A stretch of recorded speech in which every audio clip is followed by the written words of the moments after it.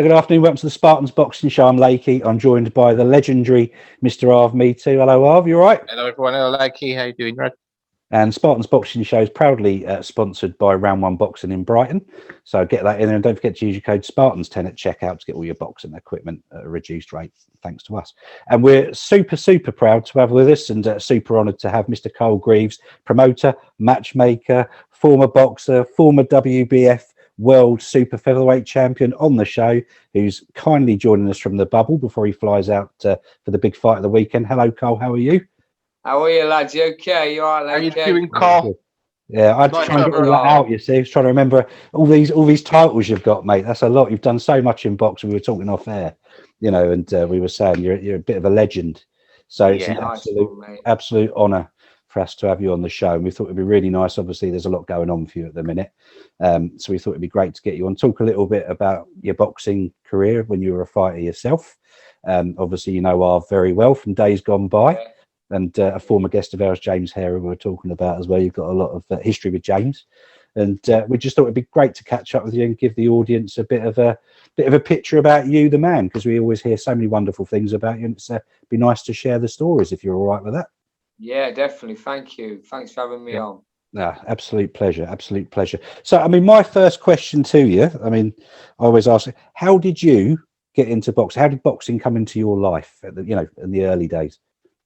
Yeah, well, I was a big fan of the Rocky films, and I was a massive fan of Barry McGuigan. My stepdad was a big boxing fan as well, and he used to take me down to the local working men's club when I was a kid. I think I was 9-year-old, and I was in the back room at the working men's club, and Barry McGuigan was fighting for the world title against Pedrosa.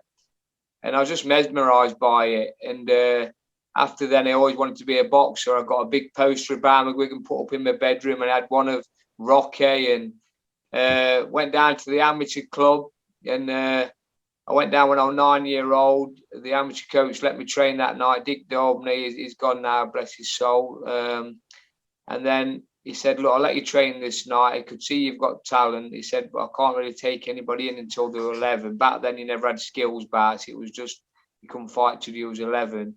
I went back now when I was 11 with a couple of friends from school.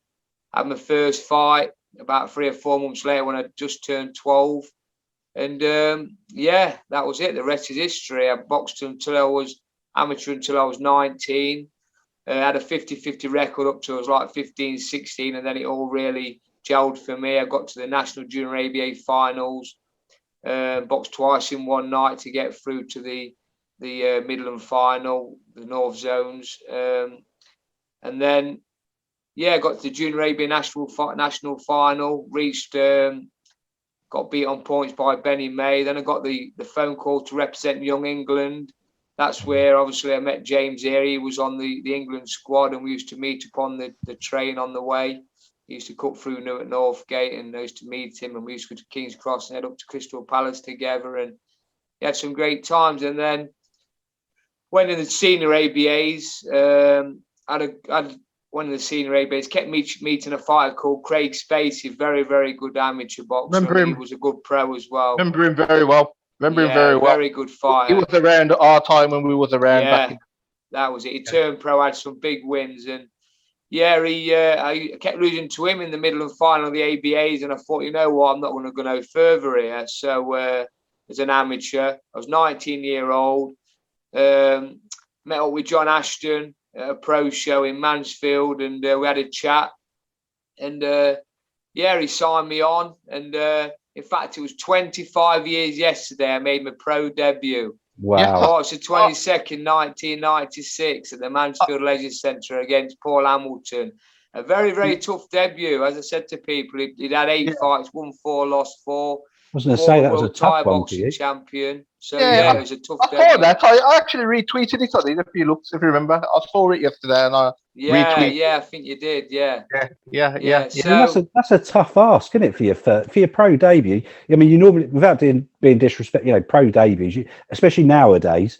If you look at the fighters now making their debuts, they're normally in with those fighters who've got like maybe a win, lots of losses and a few draws. You know, so to go in with someone who's 4-4 on your pro, that's a big ask. Yeah, you know, like 4-4, not just 2 out previous to me, so it was an hard debut. It's a very hard debut. I mean, when I saw that yesterday, Carl, the first thing I thought in my mind before I retweeted is I thought, bloody hell, that was a hard fight for your first fight. And let's be honest, normally they would have probably got someone who probably had 1 win and 7 losses or no wins is how it normally goes. So when I saw that, it was quite a tasty guy.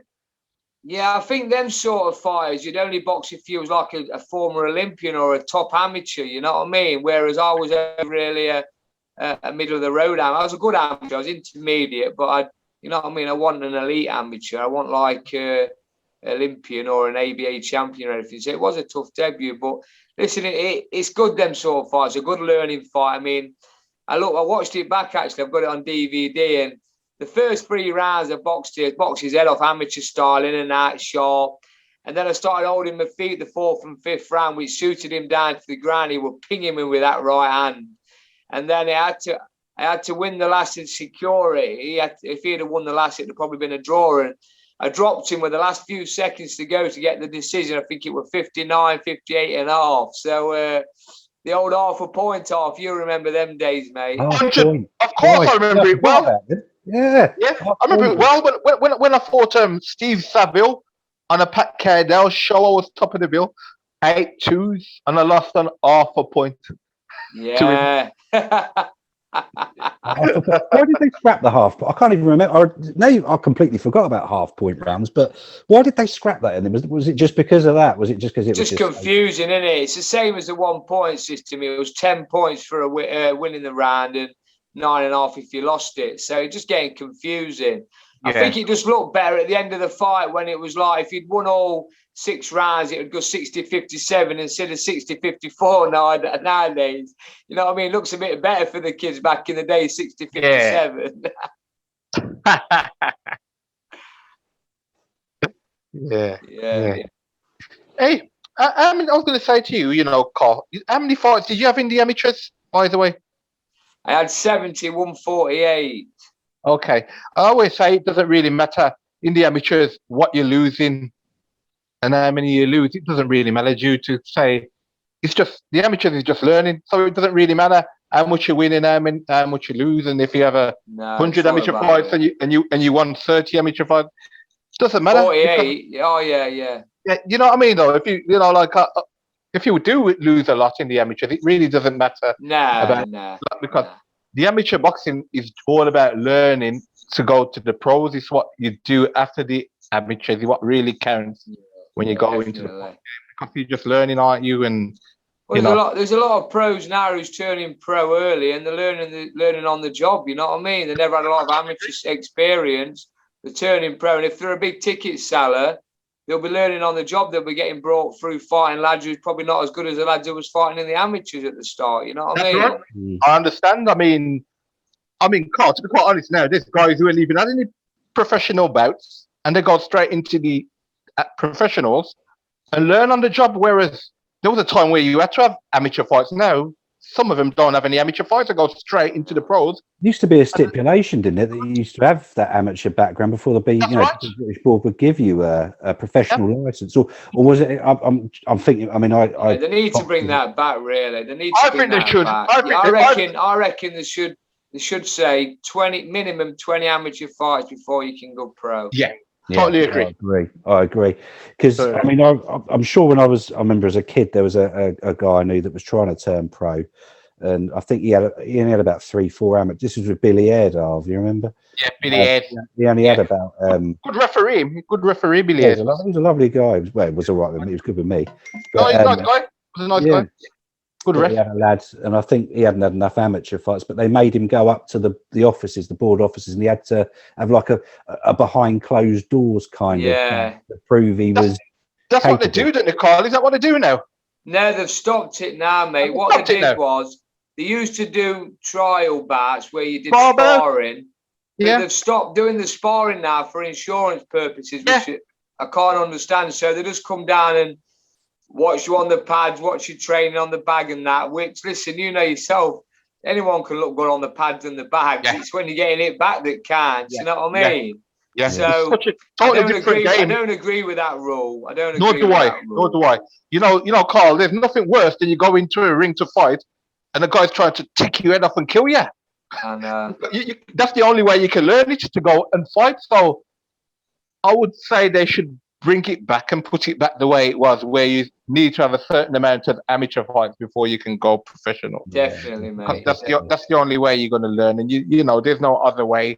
I mean, like you say, they were being a bit funny, like saying, "Oh, you can't do it due to insurance reasons." If that's the case, do your amateur career, learn your trade through the amateurs, then go professional, rather than try and go professional when you never fought. Because it I'm really being funny, huh? I mean, you find bloody YouTubers now that, you know. Oh, there you go. Up a fight on YouTube, aren't they? Then they're jumping in the ring and having professional fights against some quite, you know. It's just so hard, Carl. Money It's such a hard game, the professional. It really is such a hard game when someone's trying to kill you behind them ropes. Sounds great. But yeah, going back to Carl, we digress. Sorry, yeah. But so obviously your first pro fight was a bit you know, tough going, but you got through it. So how about as you sort of worked through your career? I mean, how did you find? Did they kind of step you up as gradually as you went along, or did they kind of keep throwing you in the deep end? Yeah, well, I was 6-0. I won my first 6, but I think on me, was it my 4th or 5th fight, I boxed a kid called Danny Rueg, whose son's now a good pro, signed with MTK, Matty Rueg. And Danny Rueg at the time was Western area champion, so it was a big step up for me. He was an area champion, and it was a close fight. I was edging it, and but I cut him on top of his head, a really bad cut, and that was like my intro into professional boxing, really, because I can remember being in the clinches with him, and I was literally swallowing his blood, mate. It was bleeding that bad. I can remember tasting his blood, and anyway, they stopped the fight on a cut. So I was 6-0, and then on the 7th fight, I don't know. I mean, I boxed a kid called Lee Armstrong, a very, very tough fighter he was. Yeah, very tough. I boxed him. Very tough, man. I remember him. Yeah, tough. He, basically, I went out there, and I don't know. It was the best thing that ever happened to me, I think, losing my first few fights. I think losing my first few fights was the best thing that happened to me, because it made me the man I am today, and it made me turn my career around and put the rights wrong, you know what I mean? I do know what you mean. Right. Yeah. Put the wrongs right, should I say. And I boxed Lee Armstrong. I went out there, done an absolute bundle of tickets. I must have done 200 tickets. I come out, they played the wrong music, so that was like a jinx straight away when I come out. I got out there, I dropped him heavy in the first round. A lovely right uppercut left hook, dropped him heavy. And this is the experience, I think. He was a strong, rugged kid. And I can remember he was on his knee, he took the 8 count, because back then, if you remember, as soon as you jump up, it was box on. So if you got put down, if you got up at 2 or 3, there was no standing 8, it was box on. You know what I mean?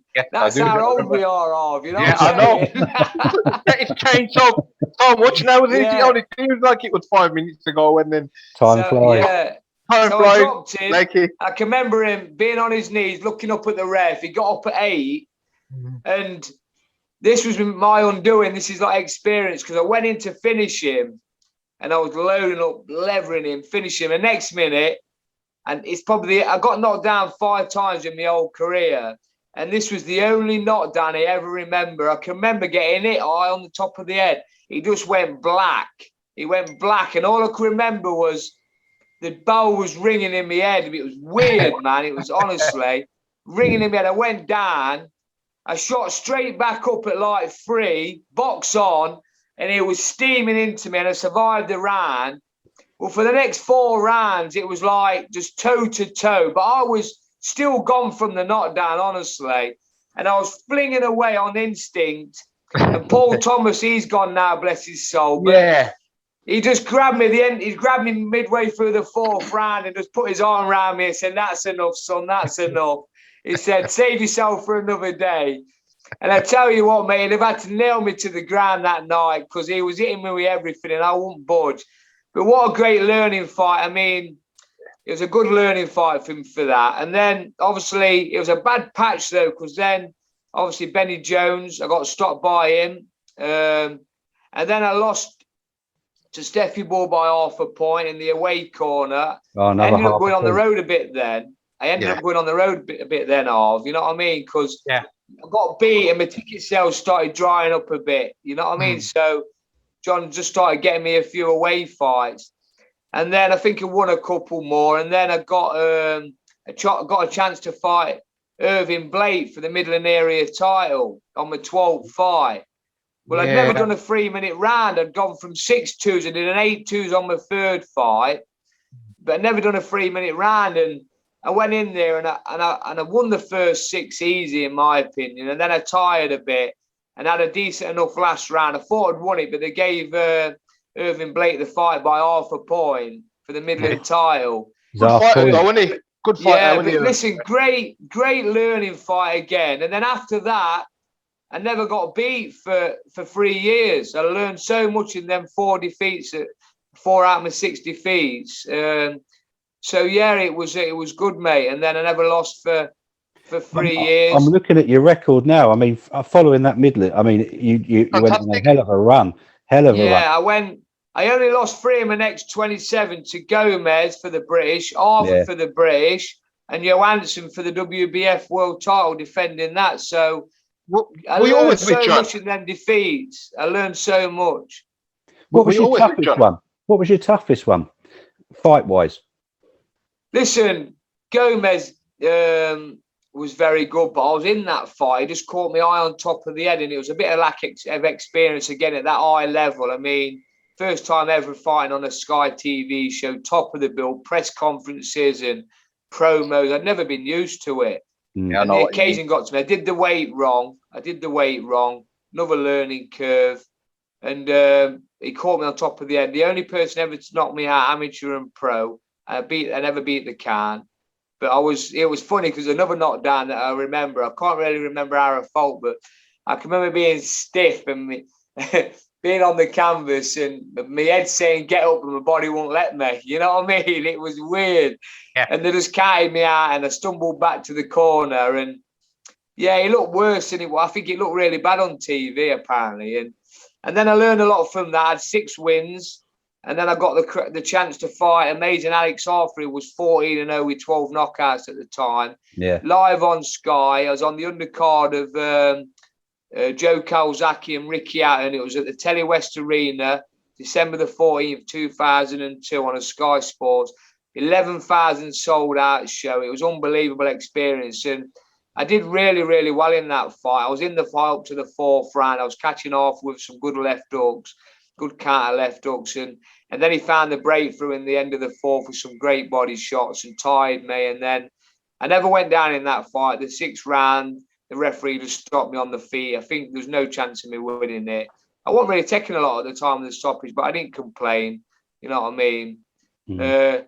But then the fight after that, I went on to win the WBF World Title on a great night at Nottingham in the own corner. Sold a shed load of tickets on the same bill as Carl Froch against Ben Odamati from Ghana. He was a decent fighter. I beat him convincingly on points. So great career. Then I lost my title a year later to Carl Johansson. And he was a hell of a fighter as well. He was very heavy-handed, wasn't he? Carl, very heavy-handed. Very deceiving. He had a deceiving jab, Carl did. Yes, he was short and small, but he used every bit of that jab, mate.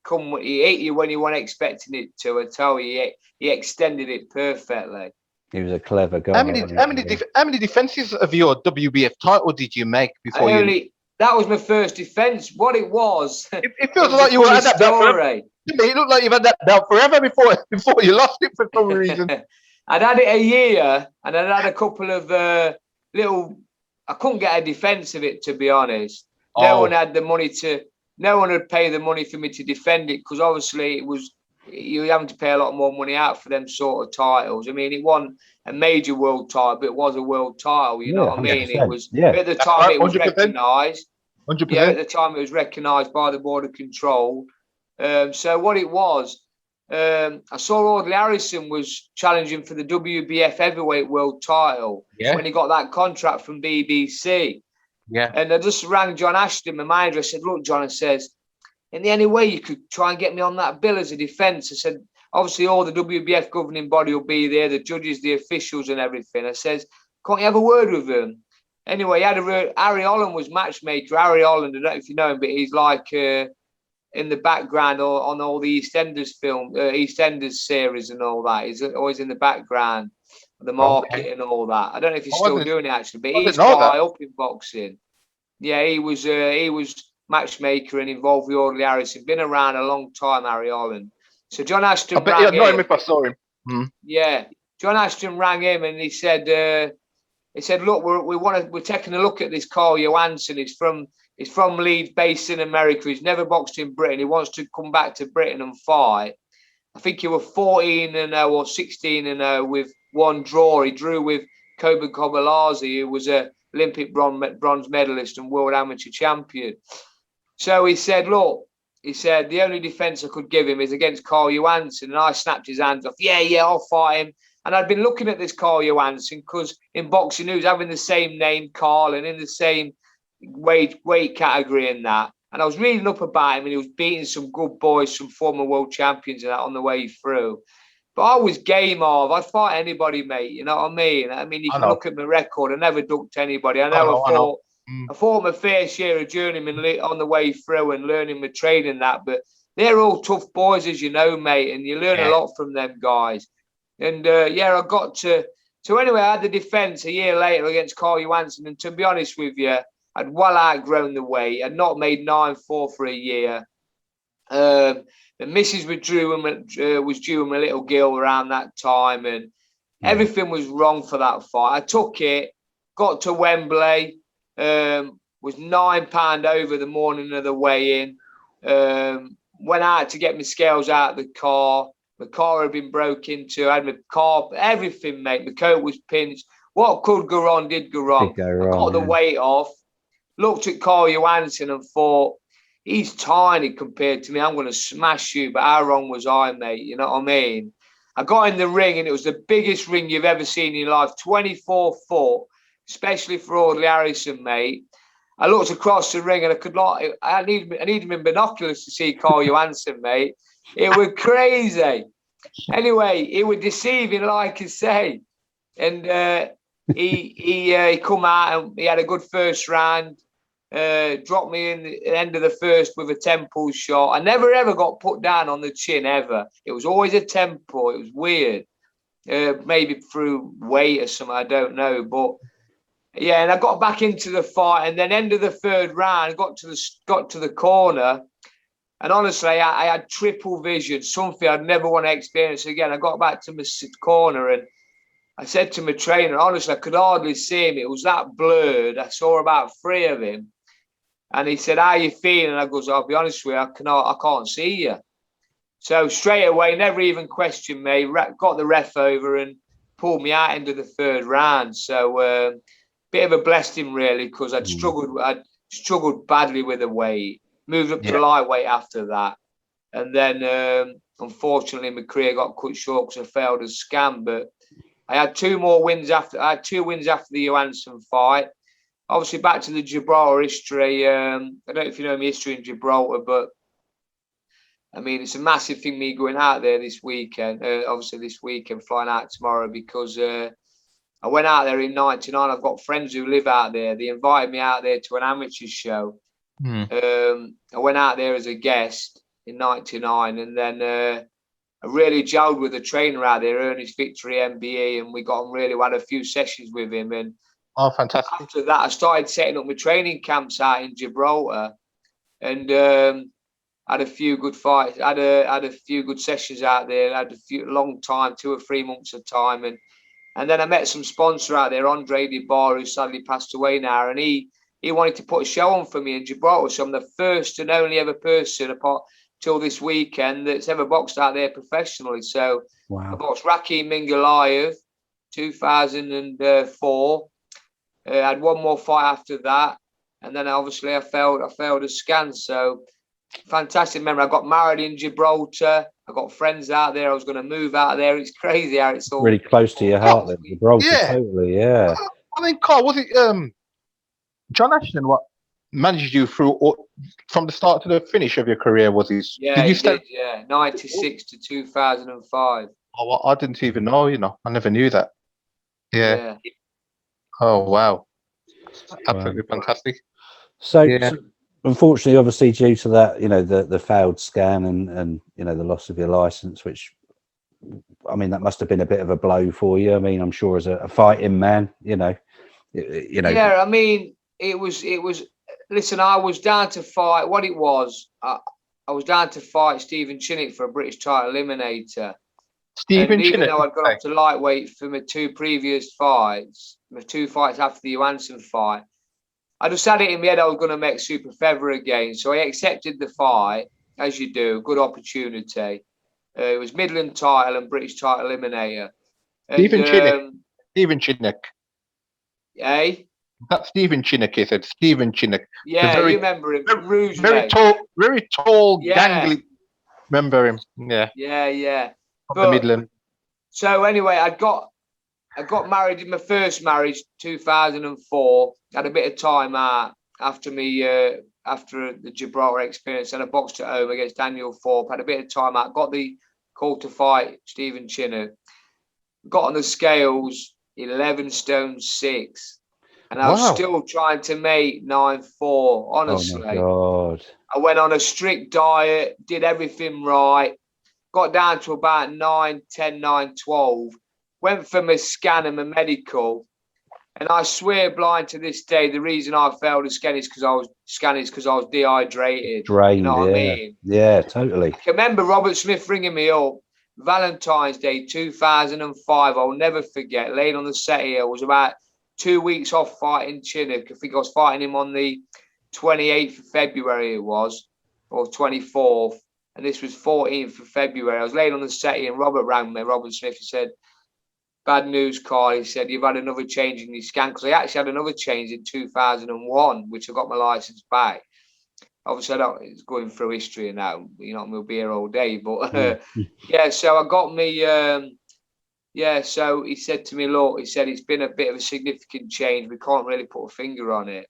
And he said, "Look, you're not be fighting there. We're going to have to, send it to another medical pan." And you know what? I just thought to myself, I've got 2 little girls now. I've achieved, I think, probably going to achieve now. I was confident of winning that fight, but I was in a tough division, mate. I mean, Alex Arthur, Gomez, Johansson. Yeah, they're not your ordinary. They all won the British title, and they're not your ordinary British champions. It was above that level, you know what I mean? There was like European level, fringe world title level, you know what I mean? So I just knocked it on the head, mate. It was straight away knocked it on the head. Went out and set my own gym up. Got my manager's license. Then I thought I was getting fighters calling me from all over, and I thought, you know what, I need a platform to build these fighters. So I got my promoter's license. Started promoting local shows, and then it was going crazy. I was getting fighters ringing me from all over. Good ticket sellers as well, saying, "Will you work with me? If you manage me, would you promote me in my area?" So I started promoting all over the country. It was unbelievable. I've done 147 shows since 2007. Wow. And obviously I've been out a year with this pandemic. And last How are you getting on with all that? We were talking about this the other day with the pandemic. Because obviously you got your big, and I don't mean that detrimentally, but you've got like the people like the Frank Warren and the Eddie Hearns and they've managed to kind of put on shows throughout the COVID. I mean, for guys like yourself, how have you found this whole? Is it really impacted, or have you kind of managed to see your way through it okay? I mean, I thought about you a lot, thinking, I wonder how Carl's getting on, because to me, I've always put you as the master of the small role shows for some reason. I'm thinking, how's Carl getting on in this pandemic? I wonder. Yeah, it's been tough. I tell you what it was. It's the testing. I mean, obviously no crowd, so you got no revenue coming in. You know what I mean? You got no revenue to start with, and then obviously the testing. Just to test just do a 7-fight show with the testing, the 3-night bubble, the hotel, the food for everybody in the on the show. that was just 18 grand for the testing and the bubble and the food. And then obviously you've got to pay your fighters, and you've got your paramedics who's on double money because of the pandemic, doctors that's on double money because of the pandemic. You've got officials, timekeepers, referee. You know what I mean? If you're putting title fights on, there'll be judges. It would cost me to put a show on with no crowd in the region of about 40 to 50,000 pounds. Wow. So it's just impossible. I mean, it's difficult enough with a full ass, with no testing, to make a couple of grand of. Honestly, mate, I'm going to talk to you because you're an ex-boxer and you know what I mean, explain to you. It's very, very difficult, mate. Without TV revenue and a decent sponsor, relying on ticket sales, you know what I mean? You've got a big, heavy cost, your fighters to pay, your paramedics, your doctors, your ring hire, your MC, your referee, your timekeeper, your whip, your printing, your venue hire, your food. The list is endless, you know what I mean? It's just impossible. So I just said to my fighters, look, I ain't going to be able to promote. I said, if you want me to get you a fight on one of these big shows behind closed doors, you'll be against it. You know what I mean? You're up against it all the time. You're going to be the away fighter. You know what I mean?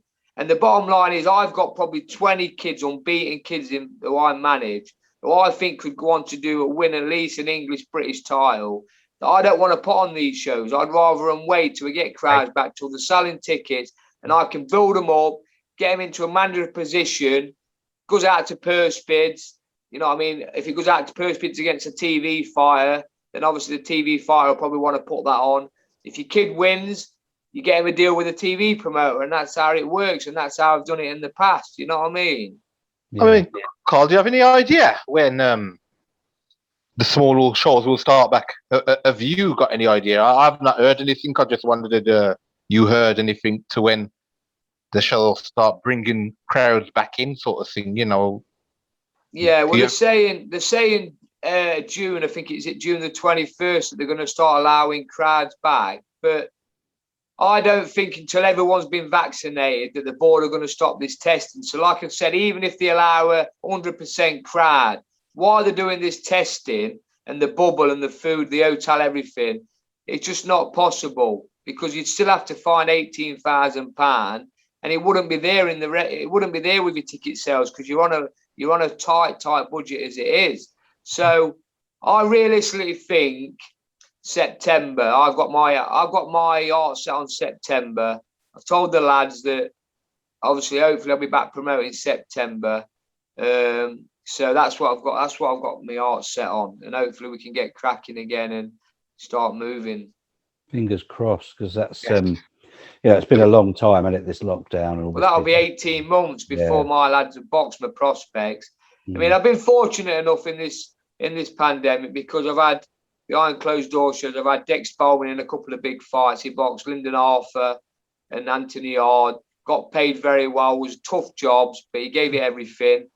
Obviously, I've had a few of my away fighters on the undercard of MTK and Matchroom and Frank Warren shows.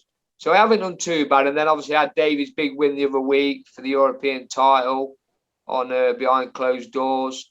I've got this nice little job out here with Kane Baker in Gibraltar. Kane's not actually my fighter, he's a BCB fighter, but Errol Johnson and Paul Mann are busy this weekend on the BT Sports Show with Lennox Clark fighting Willie Hutchinson and Zach Parker, and they've got a few on the undercard, a few of the away fighters on the undercard. So they obviously know my history in Gibraltar, and they knew I wanted to come out here, and what better man to look after Kane than me? You know what I mean? What a better man than forward to it. Golden. Paul Mann and Errol Johnson actually knows him very well, because I know Errol from the amateurs, you see. Errol's been around forever, mate. Yeah. He was good friend with my Wednesbury. I can remember boxing Lee Woodley, the old young Mutley. Oh, young Mutley! Oh, big puncher! I boxed him in the Midland finals, junior ABA's 51 kilograms. I lost on a majority. Yeah. You know what better guys to let you, not a nice man like you, take him over. Them two guys are golden. I know them very well, Paul Mann and Errol. I say Errol Johnson was my trainer's good friend. Was good friends, and what better man to let you take him over? Them two nice guys themselves, both of them. Yeah, I'm over the moon about it. Yeah, I know them very well. Well, the good thing is, I mean, I got here, and obviously it's all out now that I'm the only one ever to box professionally in Gibraltar, and I got in the queue for the COVID test, and the matchroom camera was on me asking me questions, and David Diamante, the MC with the big long dreadlocks, funny looking dreadlocks. He wants to interview me for Matchroom radio station in the bubble, and I think Sky Sports want to do a piece. So, I mean, I've got big history in Gibraltar. You know what I mean? I'm 99. I was going out there. I trained out there. I've worked out there. Lived out there for a while. Got married out there. I've fought out there professionally. It's crazy. I've got loads of friends. I could have sold the 500 tickets that they're putting on sale for this show, mate. No problem at all. Fantastic. I mean, I was going to say, so in regards to the Gibraltar, so are you in Gibraltar now, or are you waiting to go out to Gibraltar? No, so basically, we've had to come to the London Hilton because this is where Matchroom's been doing all their shows at Wembley. Literally, Wembley's out there. I'm pointing at it now. But looking at it. But yeah, so they've obviously got the COVID test and everything set up here. They've booked the hotel out for numerous weeks because they had the show here on Saturday night, didn't they, as well? Yeah. So we're having a test here. I think there's 100 people been tested today. We should get our results back tonight, if not first thing early in the morning. If we're negative, I think Eddie's got a private plane for all the team and everyone involved who's in this hotel now to go out together. We land in Gibraltar straight off the plane, and we're actually getting put up in the Sunborn yacht where I got married. So it's unbelievable, mate. It's unbelievable how it's all turned out. Absolutely amazing. That's amazing. But I don't think we can leave or walk around, so I'll not be able to see any of my friends. I know a few of them's got tickets actually for the show, or quite a few. So I mean, Ernest Victor, the trainer out there, who's MBE, 76-year-old, he's run boxing in Gibraltar for 50 years. I'd like to see him while I'm out there, but it's going to be tough, I think. Even after the show, I don't think you're allowed to roam around because when we get back, we've got to quarantine for 5 days, which I'm a little bit annoyed about because I didn't know we'd have to do that. We're being elite sportsmen. I never knew that. No, I never knew. I thought didn't think that was me. Is that? Yeah, didn't know that. Yeah, I didn't know. I mean, as soon as I arrived, I got an home testing kit. So when I get back, back home, I've got to do a COVID test myself, send it off to whoever the address is on there, get my results back, but in that meantime, I've got to wait. So 5 days. 5 days stuck indoors in isolation. Yeah. Nice. Oh, dear. I'll catch up on all the fights, can't you? Yeah. Just have a little run through, bit of Netflix. Be all right, won't it? So, I mean, in regards to going back just a little bit to the question I've got, with you guys, both of you being ex-fighters, do you think this pandemic, this whole situation, do you think there's the risk that maybe there's going to be a bit of a lost generation of boxers? Because a lot of these guys and girls, they've had 18 months of this. A lot of them probably haven't had fights in that time, so they're going to be that disheartened that maybe they've moved on, gone on to work and got into full-time jobs and other commitments. And is there that risk that this is going to have a knock-on effect long-term, do you think? Yeah, I definitely think we're going to lose a few fighters. I mean, I've got a few that don't seem interested now. I mean, a lot of them's got good jobs. Shame that. I mean, they've probably put a bit of weight on. They're going to think, what, do I really need this? And you got to be realistic. It's a tough game. Unless you're out there as a journeyman earning good money every week and knowing how to look after yourself and protect yourself, these kids that all think they're going to do something, mate, you've got to be realistic. It's a tough game. Yeah. It's only the minority that get the good money.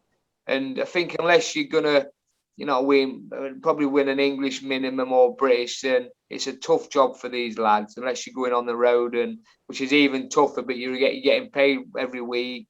How to look after yourself. So, yeah, I think we're going to lose a few. I mean, the good thing that's come out of this pandemic is we've seen a lot more competitive fights. These kids are being forced to step up earlier than they usually would. So we're starting to see who we can really fight now. I mean, obviously Josh Kelly fought David Avanesian the week on his 11th fight for the European title.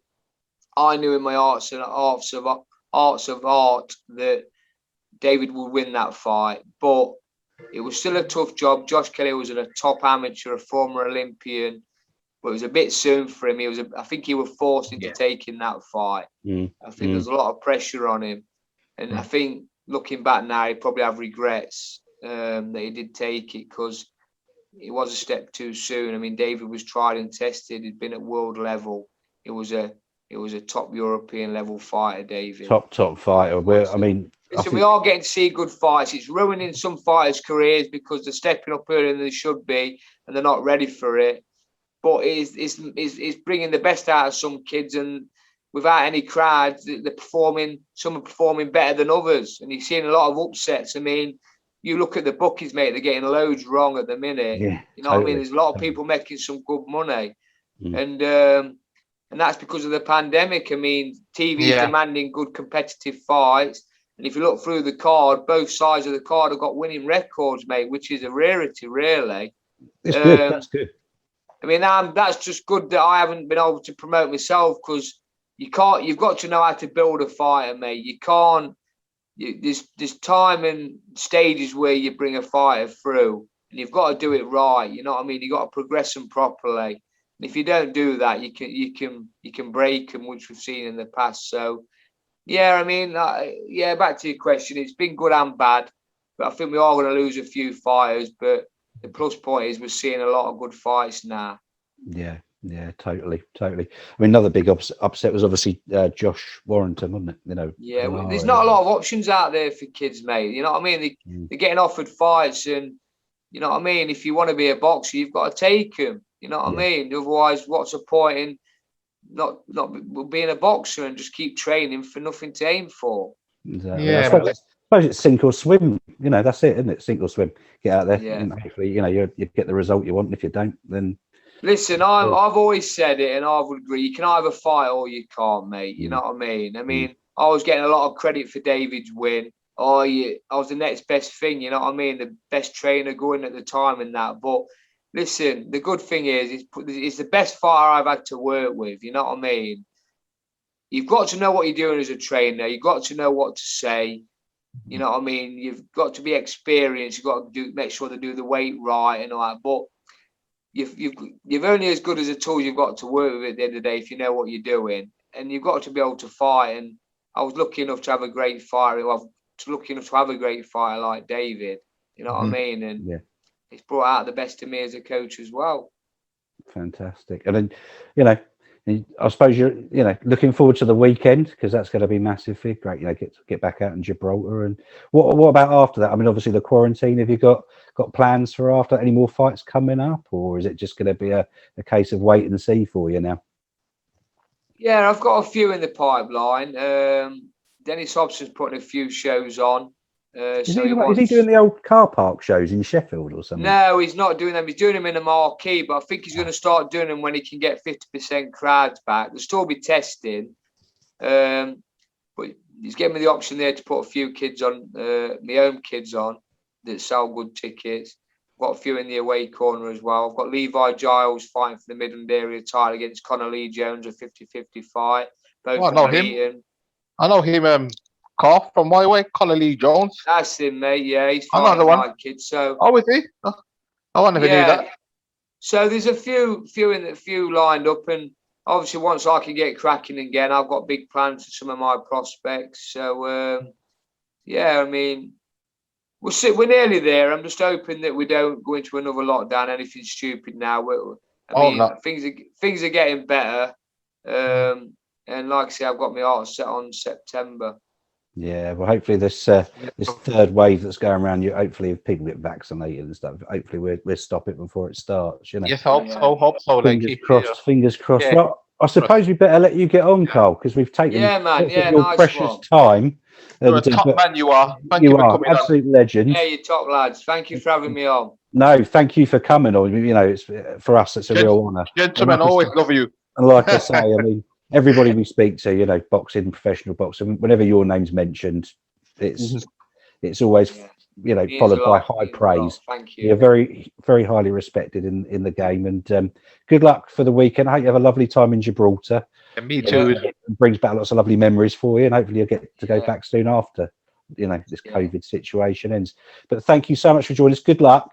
And, thank you, Carl. And we look forward to seeing how your shows pan out post-COVID. Yeah, you're always welcome. You know that. All right. 100%. Thank you very much, Carl. Absolute pleasure, sir. Nice one, lads. Thank you. Thank you. Cheers. Cheers.